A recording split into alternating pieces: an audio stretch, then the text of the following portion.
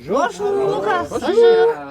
Ici les Moulineaux. À côté d'Albertville, en Savoie, avec un groupe bien sympathique de gilets jaunes locaux, mais aussi une représentation d'Alsace. Levez la main pour qu'on puisse repérer. Il y avait un leader, je pense. Alors, on va commencer par le centre. Non, mais il n'y avait pas de, il y avait pas de, il n'y a jamais eu de leader. Il n'y a jamais eu de leader. Il y a quelqu'un qui a Il y avait un chef, il n'y avait pas de leader. qui a fait, non, il n'y a pas de chef non plus. Il y a quelqu'un qui a fait un tracé, parce qu'il fallait bien un tracé pour aller jusqu'à Strasbourg, d'étape en étape, pour avoir des étapes qui pouvaient être entre, on va dire, 20-25 km par jour. Il y a eu des étapes un peu plus longues, mais voilà à peu près ce que c'était. C'est pas fait comme ça. Il a fallu monter 2-3 fois en Alsace des personnes d'entre nous pour repérer, pour aller sur les différents ronds-points, voir les gens, discuter avec eux, savoir si des fois on pouvait être hébergé, parce que sinon ça avait un coût financier qui était quand même un peu dur à supporter. Et ce qui est important, vous m'avez dit tout à l'heure que à aucun moment vous avez eu à prendre un hôtel, vous avez toujours trouvé on a toujours la marche, tout le long, quelqu'un pour tout le long de la marche, hormis peut-être, je crois qu'il y a une étape. Saint-Claude. Saint-Claude, Non, c'est pas Saint-Claude, c'est où il y a les Pontarlier. Non, il y a le fromage. Morteau. Morteau. Non, les saucisses. Voilà, c'est où là on a, là où on était au camping, voilà. Mais à part ça, on a toujours été accueillis par des gilets jaunes. Encore quand même là, on aurait pu trouver, mais bon, on n'allait pas non plus déranger trop les gens, parce que c'était aussi le but, c'était pas de les déranger. Mais on a trouvé partout à se loger. On a eu énormément de soutien de la part finalement de toutes les régions, puisque ça part d'Albertville en Savoie. On est très vite en Haute-Savoie. Haute-Savoie, on a été hébergé. Et on a été hébergé chez des gens de diverses classes sociales, hein, aussi bien des toubibs que des gens qui n'avaient pas beaucoup de moyens financiers, etc. Ensuite, on est passé dans l'Ain. De l'Ain, on est passé dans le Jura. Du Jura dans le Doubs, du Doubs dans le territoire de Belfort, le Haut-Rhin et ensuite le Bas-Rhin. On a toujours eu tout le temps des gens pour nous accueillir, chez qui on a dormi, chez qui on a fait la fête, voilà, tout au long du périple. C'était très important. C'était un exploit sportif de marcher. Quel était le nombre de kilomètres que vous parcouriez par jour en moyenne? Entre 25, à peu près 25 km par jour. Voilà. Et ce qu'il faut dire aussi, c'est qu'il y avait des marcheurs, mais il y avait quelqu'un qui conduisait un véhicule pour... On avait deux véhicules d'accompagnement. Un véhicule qui était un véhicule conduit par Dédé, qui était plutôt tout ce qui était les repas, l'intendance.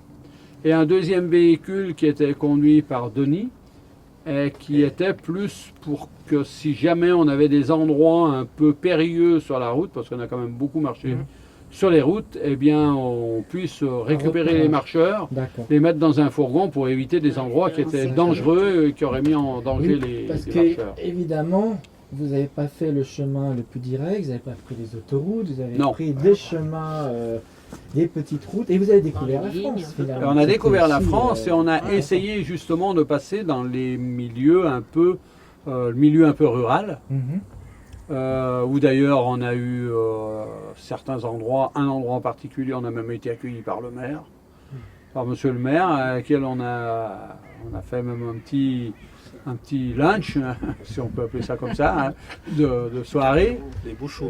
Les bouchous. Ouais, donc vous avez un petit message à leur donner. Un petit message à eux, c'était très très sympa et on le remercie énormément, effectivement. Et les habitants très accueillants. Et les habitants très accueillants. Mais je pense, et je pense que partout où on est passé, on n'a jamais été mal reçu. Mais quelle était la réaction des gens qui n'étaient pas au courant, qui vous voyaient passer un groupe de entre 2 à 9 marcheurs qui venaient en gilets jaunes? La question c'était, mais vous êtes vraiment des gilets jaunes? Vous êtes des vrais gilets jaunes? Le micro. Mais les gens pensaient que bon, on avait un gilet jaune, mais qu'ils ne faisaient pas forcément le lien avec... Ils pensaient peut-être que vous étiez peut-être des travailleurs. Voilà, ou des travailleurs, ou des gens qui voulaient simplement être vus et qui faisaient de la marche, quoi. ou des cyclistes. Mais il faut dire que vous avez aussi des maillots, enfin des gilets jaunes qui sont dessinés et qui sont reparables. Exact, oui. Alors je crois qu'il y en a un qui a marché tout le long. Il se cache derrière Patrice. le On fait chier. Qui a droit. Alors, ça fait quoi de marcher combien de jours Ça fait 20 jours 25 jours, moi. 25 jours. Rigolez pas. 25 Pour avoir jours. la forme, est-ce qu'il faut une préparation physique pour faire ça? Au départ, oui, je me suis quand même préparé un petit peu. Oui. Je faisais mes 7-8 km par jour là, quand j'étais Ouais. chez moi là, avant de partir. Et puis, je suis assez sportif, alors après, l'un dans l'autre, une fois qu'on est préparé, on est un peu sportif, on fait tout, quoi. Mais il faut le mental aussi. Ben, surtout ça, oui. Alors, quel est Avec le le temps qu'on a eu, à certains endroits, il faut le mental. Hein. Entre la neige, la pluie, le vent. Vous avez rencontré la neige alors Ouais. expliquez-nous, c'était où? Oh là là. Dans le Jura. Ah ouais, dans le Jura. Dans le Jura, il fait jamais beau dans le Jura. Dans le Doubs. Dans le Doubs. Ah, là, vous avez fait du Vermouth. camping alors. Oui, Sous non. la neige. Non. Plus haut. Plus haut. D'accord. Plus haut. À Granges, chez Bobillier, Oui. Ah, voilà. Ah, ouais. où on est Ah oui. atterri Ouais. dans la On On neige. commençait à nager aussi le soir chez Fabrice. C'est ça. Ouais, c'est ça. Fabrice C'est ça, Bobillier. Ouais, chez Fabrice. Mm. Ah ouais, c'est Dans le bien Doubs. neigé. Et l'arrivée à Strasbourg, est-ce que vous connaissez Strasbourg? Je connaissais pas Strasbourg. Alors c'était une découverte, il n'y a rien de mieux. que L'Alsace, je découvrir. connaissais pas. Grâce à mon copain Olivier, là, je la connais par cœur. Là. Ouais. On est passé souvent devant les mêmes églises et tout. Là. Généralement, les raccourcis, ça nous rallonge. On avait une façon de faire. Si vous voulez, tous les matins, on démarrait de la mairie La mairie. du village. Un On symbole, devait arriver. La mairie, pas ailleurs. Vous Dans voyez la le mairie. maire des fois, Pardon? en étant à la Oui, mairie. mais vous bien rencontrez sûr. le Oui, maire. on a rencontré Donc des il y a maires. aussi un symbole. Donc on démarrait de la mairie et le plus facile pour arriver, on arrivait à l'église. Ouais. Donc voilà. Donc on a été un peu embêté à certains endroits parce que Des des fois il y avait 3 églises, donc c'est un peu embêtant. Mais sinon, Il n'y a toujours qu'une mairie. il n'y a toujours qu'une mairie. Donc au moins les gens du cru. Je parle par exemple en Alsace où on a eu été plus de 20 à marcher, 28. hein, 28. 28 à marcher. Le matin, quand on arrivait à la mairie, ils savaient qu'à 8 heures pile, on démarrait de la mairie. Ouais. Eh bien, il suffisait qu'ils y aillent. Et à 8 heures, on démarrait. Ils étaient sûrs de nous trouver. Ils pouvaient marcher Exactement. avec nous. Alors vous C'est- étiez c'est ce qui- applaudi. On n'était pas applaudis. En tous les En cas, tout on cas, était suivis, ce qui était déjà très bien. On était un peu Il y a- applaudis, ouais. on était quand même applaudis, ouais. On a même eu pas mal de fois la gendarmerie, hein. Tous les matins presque. Enfin, non, pas tous les matins, mais. En Alsace, Ouais, ils nous ont pas applaudis, Ils mais ont en fait tous des les cas. contrôles d'identité quand même. Non, jamais. Ah, Jamais. Mais par contre, quand même, ce qu'il faut quand même savoir, c'est que je ne sais pas comment, mais ils avaient à chaque fois mon numéro de téléphone. Alors, je ne sais pas d'où ils l'avaient, mais voilà. À chaque fois, ils avaient mon numéro. Ah, ils Si ce n'est pas le appelaient. mien, c'était un autre, mais ils savaient toujours nous joindre.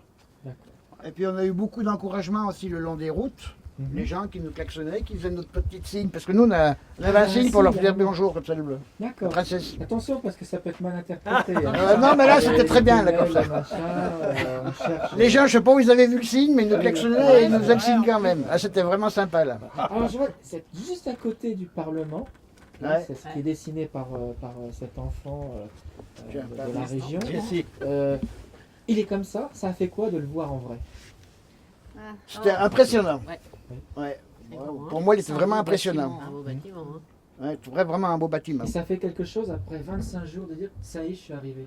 Est-ce qu'il y a eu un moment donné, un moment de doute en disant oh non, je vais m'arrêter. je vais pas Non, non, m'arrêter. avec le groupe qu'on était, on pouvait pas abandonner. Non, non, Puis avec, non, non, avec il y a tous eu les un- gens qui nous ont accueillis, juste pour eux déjà, on était obligé de monter là-haut, quoi, à Si, Strasbourg. il y a eu un moment, il y a eu des moments de doute. Les moments de Des doute, moments de doute Voilà, ils sont avant la marche en réalité. Ouais. Ils Ah ouais, sont on a pendant démarré. le temps de préparation où j'ai reçu, mes collègues y ont vu, un soir de réunion d'ailleurs on était un petit peu démolis parce que à un moment donné je leur ai dit ben, écoutez on va bien aller au Parlement mais à partir de Belfort ben, on ne pourra plus continuer à marcher parce que j'avais reçu des menaces comme quoi on m'interdisait de traverser le Bas-Rhin, le Haut-Rhin. Des menaces de qui? De... Hein, ouais. Je peux en parler, oui. Oui, au niveau de l'Alsace, il y a une grande spécificité, c'est qu'on fait partie du Concordat. Donc ce même Concordat, eh bien, ne permet pas dans le Haut-Rhin et dans le Bas-Rhin de déambuler sans que les gens du cru soient demandeurs au départ et qu'ils fassent la demande eux-mêmes pour les marcheurs. C'est une spécificité alsacienne qui est liée au Concordat. Et donc là, ça posait un gros problème. Il a fallu que nous, on aille en tant que marcheurs également déposer la demande. Ça a été résolu par des gilets jaunes. Ça a été résolu par les gilets jaunes d'Alsace, oui. Voilà. Ouais. Ils ont dit, vous venez à la rencontre. Voilà. Dès qu'ils nous ont appelés, on s'est renseigné, puis on a vu ce qu'il y avait à faire pour que cette marche ne soit pas impactée par ce genre de problème. Hein. Il y a eu d'autres embûches au cours de cette marche, à part la météo, la neige, les gendarmes, des moments de peur sur la route des gens, des chauffeurs. Non. Ça s'est bien passé. Non, au contraire, c'était pas des chauffeurs. On a même vu des camions s'arrêter pour nous applaudir. Alors non, c'était pas, non, pas d'embûche particulière. Alors ça fait plein de souvenirs. Oui, tout à fait. Il y avait une certaine connaissance des gens de la marche. Voilà. Il y avait une de la marche et qui était informé par les réseaux sociaux. Mais pas par les médias. Non. Les médias, c'était après qui venaient quand on arrivait demander un petit reportage qui se passait plus ou moins bien. Mais les réseaux sociaux sont importants parce que plein de gens étaient au courant. Envoyer des voitures s'arrêter, venir nous voir. Très souvent, c'est arrivé.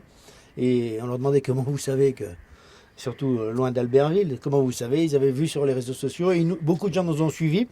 Et on rencontre encore des gens maintenant, comme l'autre soir au restaurant, là, où la dame, elle vient nous voir, elle nous dit « Je vous ai suivi pendant toute la marche ». C'est impressionnant. Et on n'aurait jamais pensé ça. Est-ce que vous teniez un journal sur Facebook où vous disiez vous êtes arrivé là, vous étiez là, comme ça permettait aux gens qui sont restés là de savoir où vous étiez. Est-ce qu'il y avait quelqu'un qui était responsable de ce journal? Oui, effectivement, j'étais un petit peu responsable du rapport journalier. J'essayais tant bien que mal d'envoyer des photos tous les jours sur Facebook. Donc ça n'a pas toujours été facile parce qu'on n'avait pas toujours un photographe sur place pour faire le reportage. Mais bon, tant bien que mal, on y est arrivé. On a fait donc les 28 jours de reportage, y compris les jours de repos. Au téléphone, sur un smartphone. Oui, c'était fait avec le smartphone, exactement. Et on a même des photos d'une manifestation du 1er mai à Pontarlier. Voilà. C'était un jour de repos, donc même les jours de repos, on avait une activité. Voilà. Vous avez participé à des manifestations en dehors de votre camp de base. Voilà. Et du coup, c'était intéressant. Vous avez vu, est-ce qu'ils font comme vous, ou alors vous avez vu des différences? Est-ce qu'il y a quelque chose qui est commun dans le mouvement des Gilets jaunes qu'on retrouve partout, ou il y a certaines spécificités locales? Au départ, il y a une certaine fraternité. Sans se connaître, on est déjà liés fraternellement. Après, donc, on apprend hein, tout au long du voyage. On a appris ce qui se faisait de partout. Et ça nous a beaucoup apporté. Mais globalement, le combat était le même. Les aspects étaient différents, mais le combat était le même. Et, voilà, donc c'était assez enrichissant. Alors, il est possible de retrouver le parcours. Cette page Facebook existe toujours. On peut revoir les photos, les événements. Oui, donc on a créé une page qui s'appelle Marche Albertville-Strasbourg. Donc 2 pages Facebook, la vôtre, et puis une qui a été faite spécifiquement. Relayée par les Alsaciens, oui. Voilà. Alors, il y a monsieur, je crois, il était chauffeur. Mais c'est important aussi la logistique. Alors, marcher de temps en temps? Oui, j'ai fait 4 étapes. D'accord. 4 étapes, surtout quand on était tous les 3 là. Il était tout seul à marcher. Je vais aller avec lui. On a fait une belle étape ce jour-là. La voie du tram, je me rappelle bien, mais le nom était joli, la voie du tram. Ouais. Sinon, moi, je suis avec le fourgon. Et puis, j'ai rattrapé tous les 3-4 km, savoir si ça allait, s'ils continuaient à marcher. Mais bien souvent, ils étaient en forme. Voilà. Il n'y a pas eu de peur non. De ne pas retrouver le groupe? Mais on se tenait... Jeff qui m'appelait assez souvent, on s'appelait tous les deux pour savoir où on se retrouve. Voilà, heureusement qu'il y avait portable parce que... ça passe pas non plus, où il y a plus de batterie. Ah bah oui, il y a eu beaucoup d'endroits où ça passait pas. D'ailleurs, j'ai une petite anecdote, c'est dans le Jura, c'est vers Grande Rivière. Ils étaient partis avec c'est Thomas. Avec Thomas, voilà, ouais. Et il y a 2 heures qu'ils étaient partis. Et Patrice m'appelle, il me dit Denis, viens nous chercher, on est complètement perdus, reviens nous chercher. Je dis bon, bah d'accord. Puis tout de suite, il me dit non, c'est une connerie. Je dis bon, bah ça va. Et 1 heure après, c'est Thomas qui m'appelle. Et il me dit c'est moi qui t'appelle, parce que Patrice, il m'a dit si c'est lui qui t'appelle, tu vas pas me croire. Ils étaient vraiment perdus. Alors je suis allé les chercher et je les ai ramenés au coin, on a mangé à midi. Sinon, ça s'est toujours très bien passé. Je suis de Colmar en fait, et moi j'ai pris les marcheurs en route à Colmar et je suis monté avec eux jusqu'à Strasbourg. En fait, pour les accompagner le long de la marche, parce que pour trouver le chemin dans les vignes, c'est pas facile chez nous. Il fallait avoir l'aide de quelqu'un. Voilà, ils m'ont appelé à l'aide un matin. Du Colmar à Strasbourg, ça fait quelle distance? Ça fait 80 km à peu près. Quand même. Voilà. Donc ça faisait 4 étapes. 4 étapes, oui. 4 étapes de marche. Ouais. Voilà, et avec le QG République en fait de Strasbourg, qui eux ont déclaré la marche sur tout le Bas-Rhin. Donc avec le raid en fait, on est monté jusqu'à Strasbourg pour arriver jusque devant le Parlement. Et vous avez été informé par les réseaux sociaux de leur arrivée? J'ai été informé en fait par ceux du Haut-Rhin.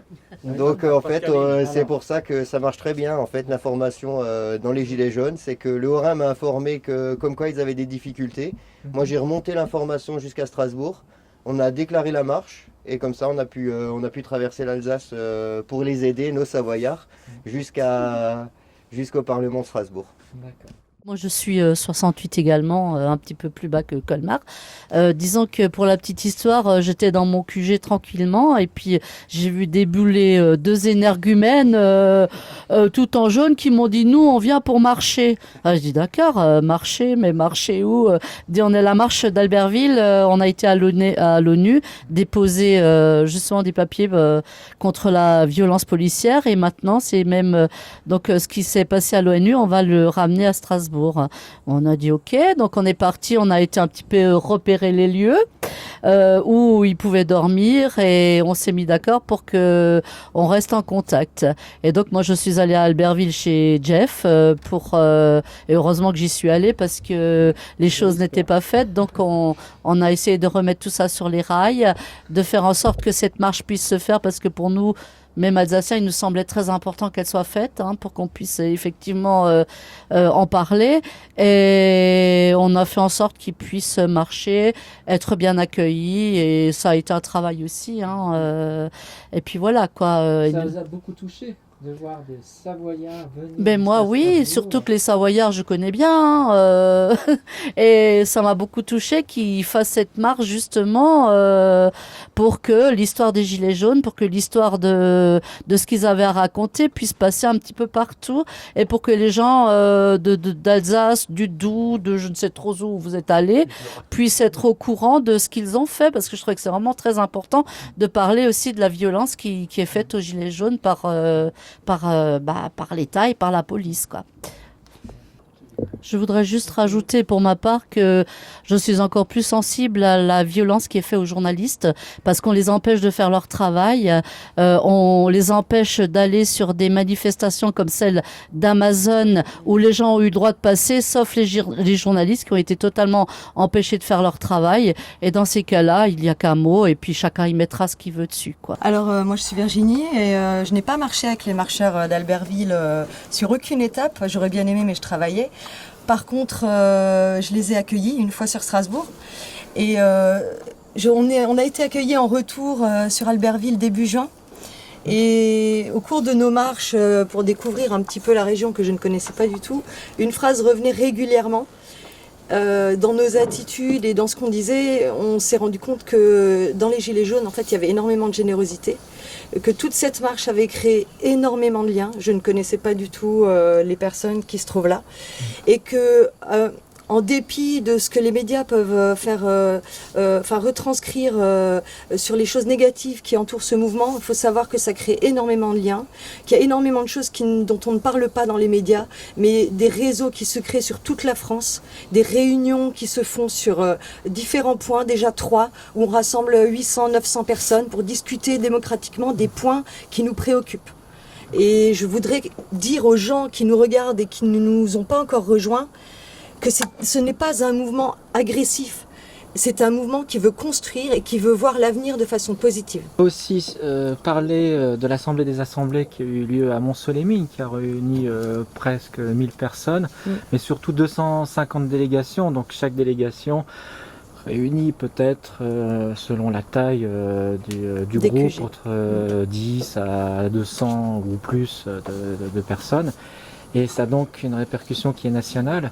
Et au cours de cette Assemblée des Assemblées, il y a eu beaucoup de discussions, des ateliers de travail. On n'a pas participé à celle de Mont-Soleil-Mines. Par contre, on a participé aux 2 premières, à Commercy et à Saint-Nazaire. Et il s'est mis en place à Saint-Nazaire des groupes de travail qui portaient aussi bien sur les municipalités que sur l'écologie et d'autres points. Il faut savoir quand même que le point qui a fait l'unanimité quand on a présenté le résultat du travail, c'était l'écologie. Et que je pense que c'est un point qui va nous permettre aussi de rassembler beaucoup plus de gens parce que ça nous concerne tous en tant qu'êtres humains et en tant que citoyens. Et ça met justement ce que vous êtes en train de dire à mal l'argument des gens qui contestent le mouvement des Gilets jaunes en disant que oui, c'est des gens qui sont du passé, qui s'accrochent à l'ancienne vie, que pas du tout. Vous êtes C'est nos politiques qui sont du passé. Oui, bien sûr. Donc vous êtes au contraire tout à fait conscient, prêt à faire des changements et à faire des propositions, mais des propositions qui soient réalistes et pas uniquement axées sur des obligations, des taxes, je ne sais pas quoi. C'est ça. Je m'appelle Pascaline et je milite en Alsace, à Colmar. Et dans notre région, on a un gros souci, et ceci depuis très longtemps. Nous avons des mines de potasse qui ont fermé au fur et à mesure. Et dans ces mines de potasse, dès que les galeries étaient fermées, eh bien, on entassait des produits qui étaient toxiques, des produits à base de cyanure. Donc c'est devenu une décharge. C'est devenu une décharge. Et depuis longtemps. Voilà, depuis très longtemps. Ça remonte à 20, 25 ans. Et il y a des camions qui arrivaient un petit peu de l'Europe entière avec secret d'État écrit dessus, et on se posait toujours vraiment les questions, qu'est-ce qu'on pouvait mettre dans ces mines, et on nous a toujours dit que c'était des déchets qui n'étaient pas nocifs, des déchets industriels mais pas nocifs, et petit à petit on s'est rendu compte que pas du tout. Un jour il y a eu un orage très fort dans la mine, il y a une partie qui a pris feu et on a mis des mois et des mois à éteindre ce feu. Ceci pour dire que c'était vraiment des produits très corrosifs et des fumerolles. Donc les gens du village se sont posés des questions, se sont dit... C'était quand cet incendie? Ça remonte à, je pense, plus de 10 ans. Hein.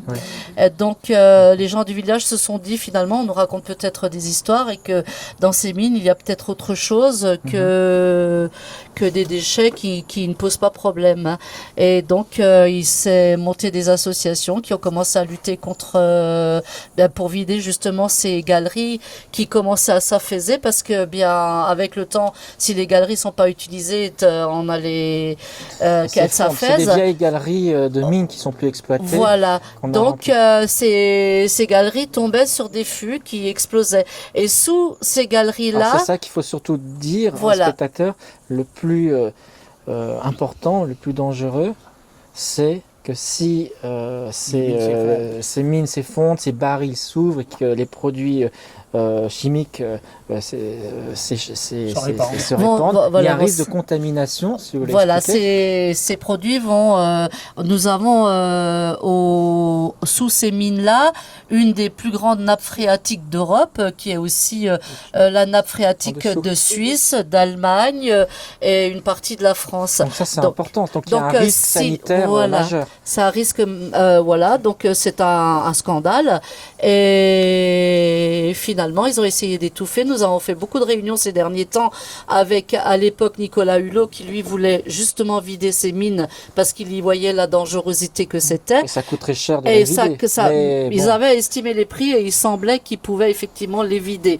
Et ensuite, Nicolas Hulot est parti. Nous avons eu Monsieur de Rugy.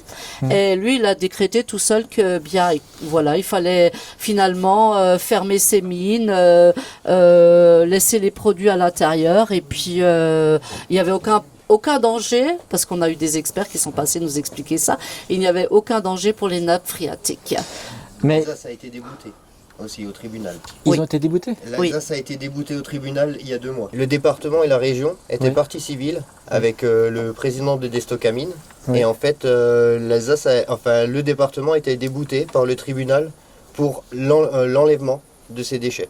Et donc l'année prochaine, les mines seront fermées et les déchets seront sous la terre et on ne pourra plus rien y faire. C'est l'eau potable pour 7 millions de personnes en Europe. Donc c'est vraiment une pollution de cette nappe phréatique amènera automatiquement des problèmes sanitaires sur ces personnes. Donc en Suisse, en Allemagne, en France et voilà, et en Scandinavie et un peu dans tous les pays d'Europe. Et si la nappe phréatique est polluée, c'est fichu alors? Oui. Et M. de Rugy a dit que c'était une petite pollution. Écoutez, les personnes qui luttent pour sauvegarder cette nappe phréatique dans l'intérêt de tous et d'un maximum de pays d'Europe, je pense que c'est important. Je pense que c'est d'abord la voix du peuple qui devrait être entendue avant la voix des intérêts ultralibéraux et capitalistes.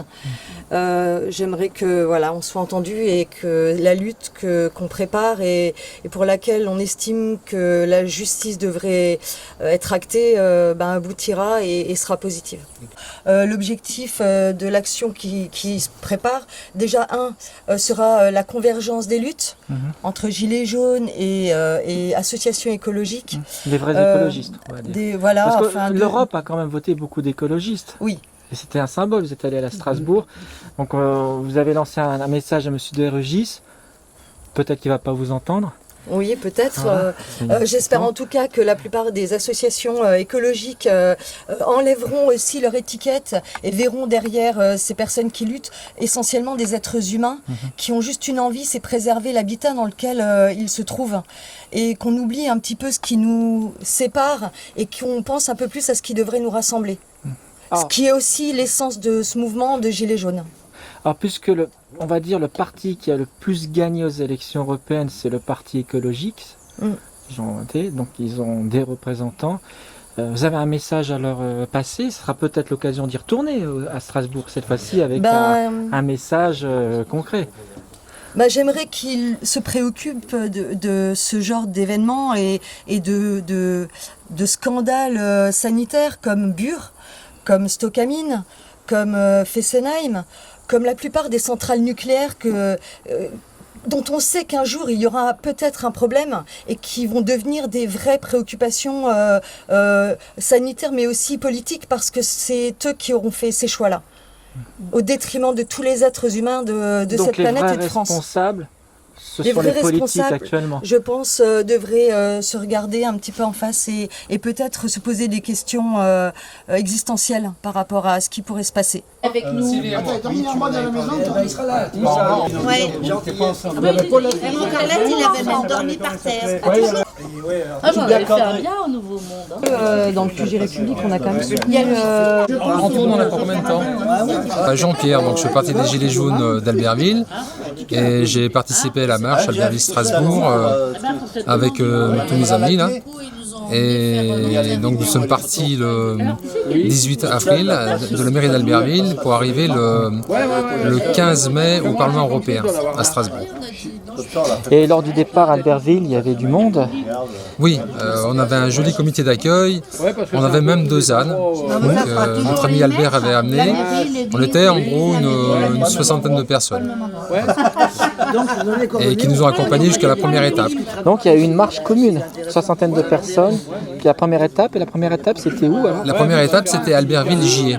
Gier qui est à une vingtaine de kilomètres d'Albertville. Ah, quand même, donc 20 km, c'était déjà... Certains n'ont pas pu faire toute la marche parce que bon, ils n'avaient pas la capacité physique de le faire, mais c'était bien sympathique de leur part de nous avoir accompagnés. En tout cas, symboliquement, les gens ont voulu vous accompagner pour ce défi. Voilà, c'était symbolique et c'était chaleureux. Ce qu'on peut retenir de cette marche, c'est surtout le côté humain. On a fait des rencontres extraordinaires et même si, je le dis souvent, mais même si en France il n'y a plus d'égalité ni de liberté, on a retrouvé la fraternité au sein de ce mouvement. Elle était déjà là dans les ronds-points. Et là, c'est encore plus... là, c'est encore plus fort parce qu'on est allé rencontrer des gens d'autres horizons et qui nous ont tous bien accueillis. On a toujours été bien accueillis et c'est ce qui fait la qualité de cette marche, c'est le côté humain.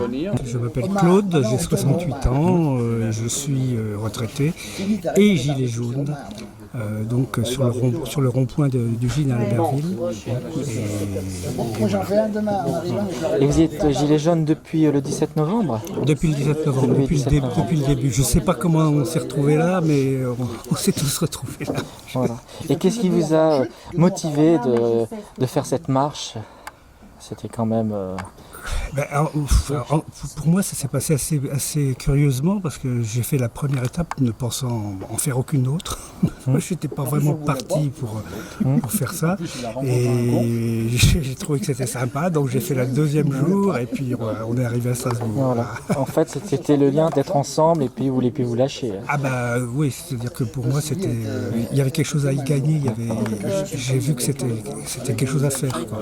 Finalement, ça représente un petit peu ce mouvement des Gilets jaunes dans l'ensemble, c'est-à-dire vous avez fait cette marche, vous avez continué jour après jour, et ce mouvement des Gilets jaunes, il continue semaine après semaine, parce que vous avez toujours cette force, cette volonté. C'est vrai que c'est un peu ça, 28 jours, ça a été long, ça n'a pas été long, mais on peut penser que c'est long de marcher pendant 25 jours. Et ça correspond très bien au mouvement des Gilets jaunes où on est en marche, excusez-moi, c'est pas une endurance en fait, c'est une fausse endurance. Oui. Voilà, vous saviez que vous n'alliez pas avoir satisfaction en une semaine. Oui, on savait, on n'est pas des utopistes. Commencer à être écouté, à être pris en compte, à ne pas être méprisé, confère l'attitude de Macron au tout départ des Gilets jaunes et depuis, parce que rien n'a changé. Rien n'a changé. L'essence est encore plus chère, les lois sont encore plus dures. Objectivement, la situation est pire, même si on dit qu'il y a eu des avancées, même s'il y a eu ces fameux 100 € d'augmentation, ces calculs qui coûtent, paraît-il, 10 milliards.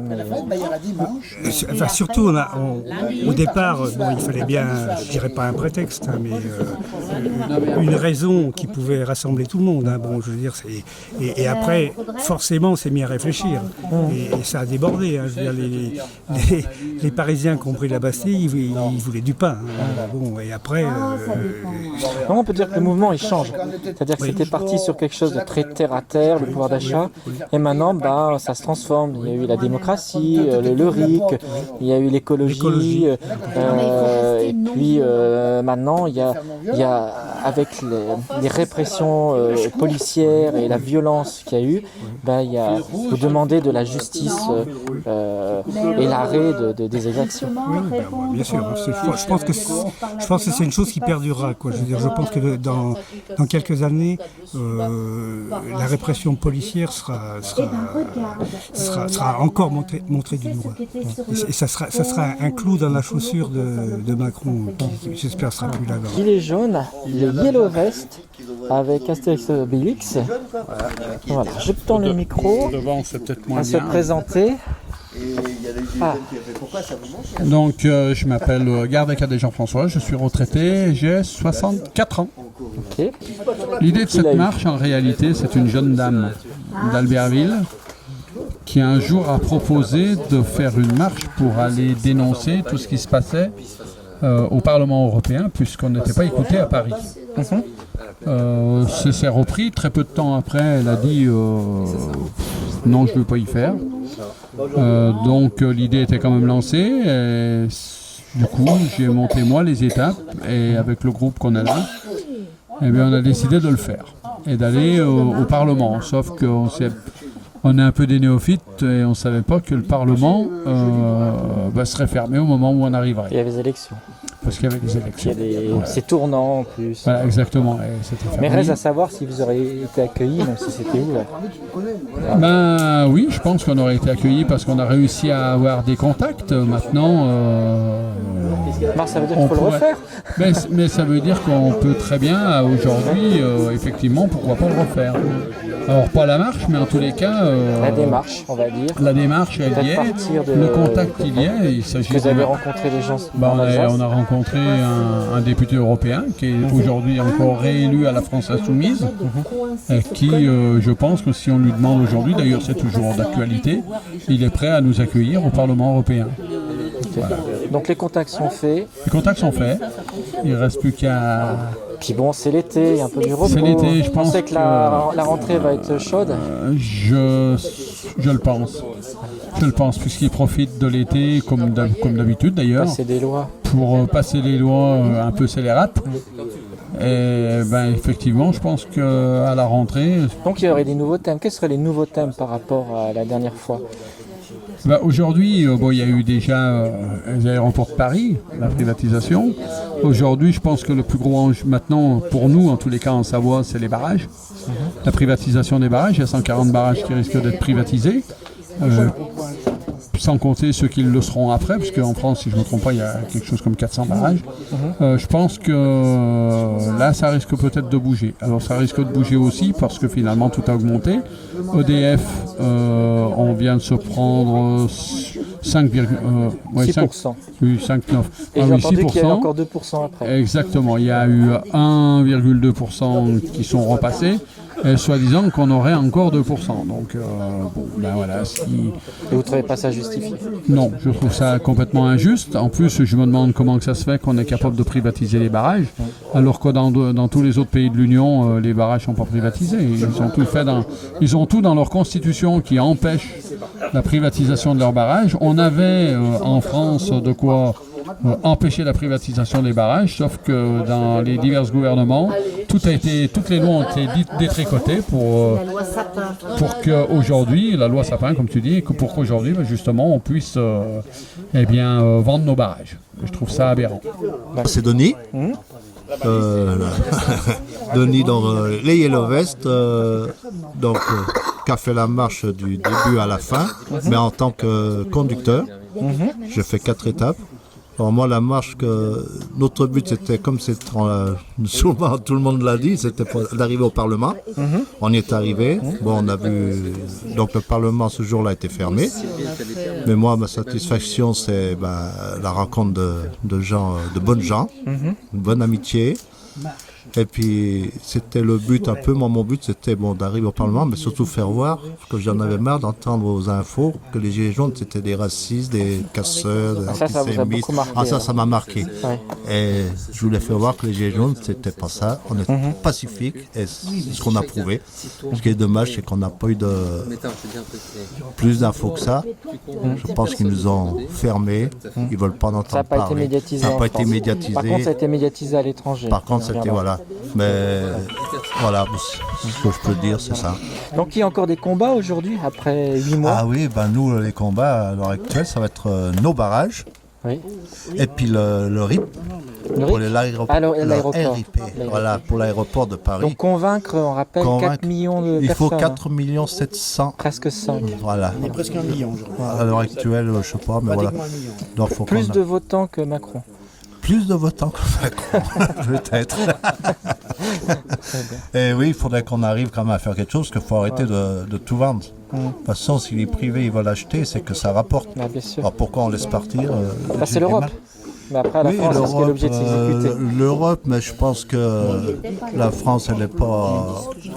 Elle a quand même Monsieur Macron à sa part de responsabilité. Monsieur a sa part de responsabilité. C'est quand même de lui que part toute... J'ai l'impression que c'est lui qui gère tout seul et qui fait ce qu'il a envie tout seul.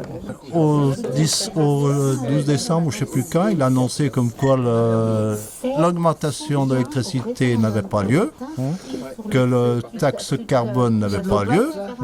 Et 6 mois après, on s'aperçoit que l'électricité, elle augmente, que le carbone, le gasoil, on n'en parle pas, c'est encore plus cher qu'avant, et que tout augmente. Moi, les impôts, j'ai vu aucune baisse à l'heure actuelle. Je paye toujours autant. Ma CSG, elle n'a pas bougé.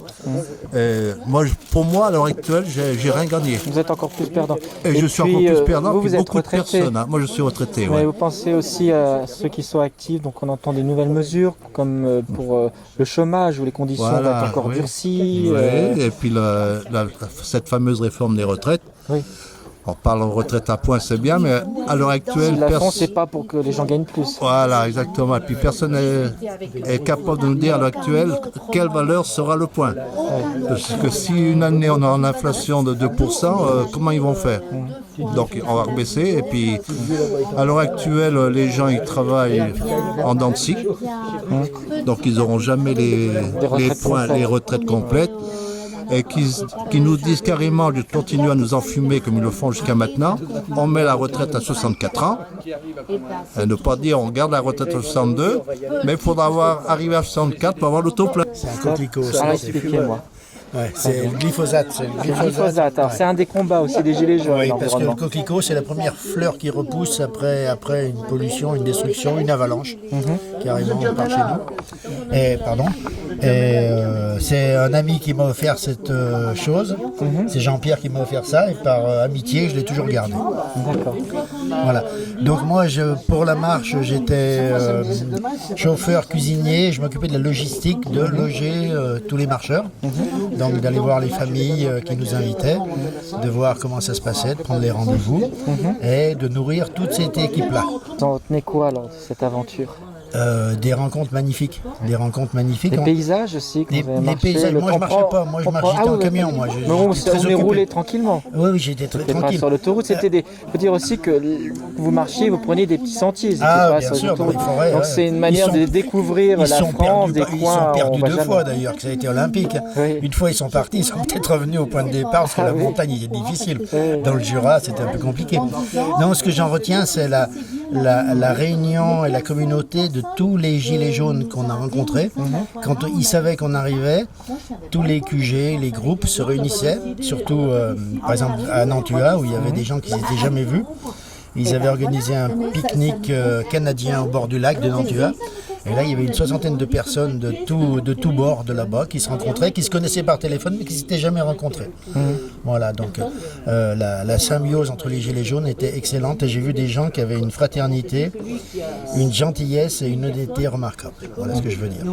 Et je suis fier d'avoir fait cette marche, surtout pour les rencontres que j'ai faites. Donc le combat ne s'arrête pas? Ah non, moi le combat ne s'arrête pas. Est-ce que vous avez eu le sentiment d'avoir quelques victoires quand même? Oui. Peut-être pas à la mesure de ce que vous espériez. Au niveau de la marche, c'est un peu subtil parce que on était populaire. Dans le sens noble du terme, et de ce fait, la gendarmerie et la police n'a jamais fait obstacle et même nous a, entre guillemets, protégés à certains moments.